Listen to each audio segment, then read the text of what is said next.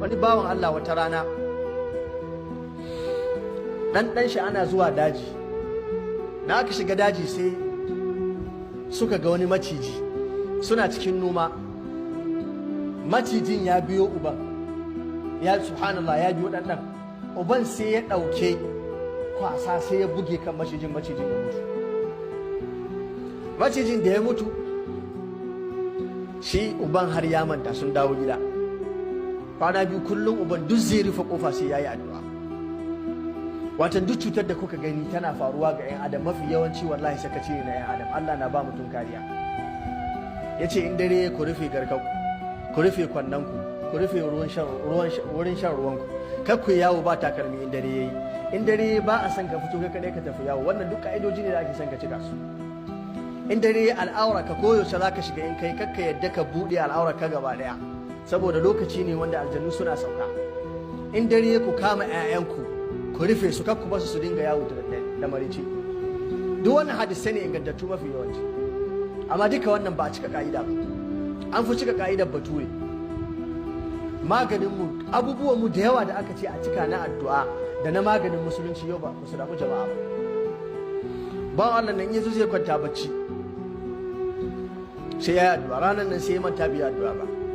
Yana kwance ko da ya buɗe idanun da ya yi sai ya ga wani tsoho zaune, ga wasu 'ya'ya zagaye da yaran, ga uwa ga uba ga ɗa, yare dai haka da yawa zagaye ɗakin an cika, kuma kowa na kallon shi. Ko da ya buɗe idanu shi ya san dai ko da ya kwanta shi kaɗai ya kwanta ɗaki, amma ga shi ɗakin an cika mutane da yawa, kuma ga yaro ga tsoho ga mutane da yawa an taru. Sai zauna zaman da ya sai ga dattijo guda ya duko ya tambaye shi, sunanka wane wane kaza kaza, ya ba shi labari, ya ce lallai ni ne kaza. Ya ce mai mu duka muna da ka gani aljanu ne. Malam kaga wanda Allah ya ba karfin zuciya, in kai ne ya za a yi?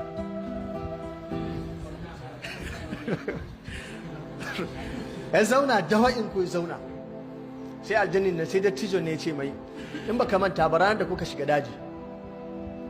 dajin da kuka shiga akwai wani maciji wanda ka buge makai ya mutu wurin. Ya ce ɗana ne ka buge makai ya mutu. Ya ce kuma kullum tun ranar da ka buge mai kai har ga yau ɗin nan babu wani yini ko daren da zai tahowa face sai mun zo ni da iyalina muna jiran ka shigo gidan nan ba kai addu'a ba mu shigo. Amma daga duk ran da zaka shigo gidanka sai kai addu'a. Addu'ar da kake kuma kana gama addu'a sai mu ga an rufe gidan naka ta sama, ba mu iya shiga, sai mu koma. Yace mun fi shekara muna bibiyar ka, kullum sai kai addu'a. Yace sai yau ne aka samu matsala ba kai addu'an nan ba, kuma yau ne gidan muka cin mai bude, an bude shi, an samu wurin shiga. Yace kuma ga mu yau ga ka kashe mun daya za a yi. Yace mai aiko kai ɗanka shine wanda ya zamto dabba, kuma dabba mai cutarwa, kuma Allah ya bada dama in dai har za ta cutar a kashe ta.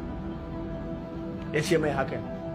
Sai shi da tijon ne ya ce na rantse da Allah, inda a ce na cin ma baka daga cikin waɗanda suka damu da ibada da addu'a sai na kashe ka. Ya ce amma saboda na cin ma mai yawan addu'a da kaza da kaza, ni kuma saboda haka na kyale ka. Amma dan Allah daga yau in kaga maciji cikin daji, in dai har bai zo da niyyar cutarwa ba ka cutar da shi, saboda macijin da ka gani ka buge mai kai bai fasa kai ya sare ɗanka ko ya cije ɗanka ba, ya biyo ɗan ne don ya kori ɗan, saboda ɗan ya yo kusa da shi. Ya ce amma kai ka kashe, saboda haka na kyale ka. Saboda sunan aljanu gida uku ne, cikin hadisu Tirmidhi ya kawo su. Akwai masu fuka-fuki masu tashi, akwai waɗanda ba su da fuka-fuki suna zama nau'in dabba, akwai waɗanda kuma suna zama irin nau'i na ɗan adam. Su ne guda uku, kuma kowane ɗaya daga cikinsu akwai salihan bayi, akwai wanda ba salihan bayi ba, akwai shaidanu cikinsu. To mastili sun fi cutar da 'ya'ya mata. Wannan fata ce kusan shekarar ta 10 tana bibiyarta, tana son ta shiga jikinta ta cutar da ita, ba ta samu dama ba. Sai rana guda ta zo wanka ta buɗe gashin kanta, ta siliyar gashin kanta ta shiga jikinta, ita aljanan da ta tana ba da labarin abin da ya faru, saboda yarinyar na da kiyaye